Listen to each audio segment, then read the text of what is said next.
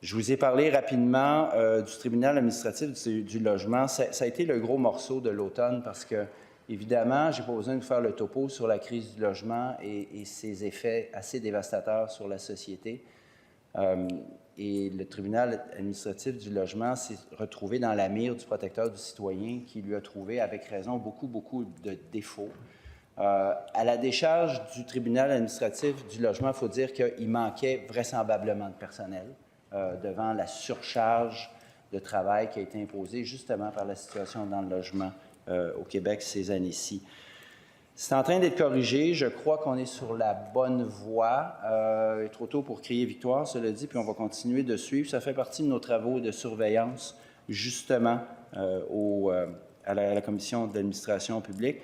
On continue de surveiller les réponses qui nous ont été données, mais surtout le plan d'action.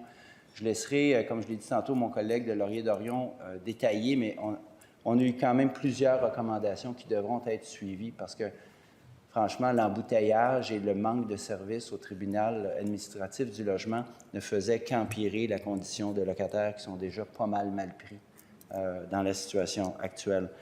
Je veux finir en parlant aussi des rapports du protecteur du citoyen qui fait aussi un excellent travail, puis qui nous a notamment fait un rapport sur le réseau de la santé et la déshumanisation du réseau de la santé. On le voit, on le sent, on le vit, mais quand c'est écrit noir sur blanc dans un rapport avec détail, ça fait mal. Ça fait mal et à ça aussi, on devra travailler. Je veux aussi dire que dans ces bilans, le protecteur du citoyen inclut toujours la réponse des entités visées, que ce soit des ministères, des organismes ou autres, ou des sociétés d'État.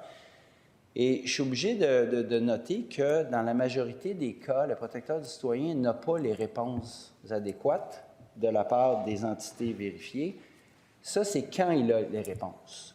Dans son dernier rapport qu'il nous a présenté à l'automne, 5 des 6 entités sur lesquelles il a dû enquêter avaient fourni une réponse soit incomplète et, dans tous les cas, inadéquate.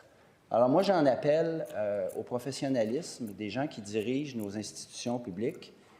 Quand le protecteur du citoyen prend le temps de vous d'enquêter sur vous, de faire un rapport, d'émettre des recommandations et parfois même des blâmes, c'est pas de la petite bière, c'est pas cosmétique, il faut y réagir, il faut répondre diligemment avec des réponses cohérentes parce qu'il en va du service aux citoyens. Alors, je vais terminer là-dessus.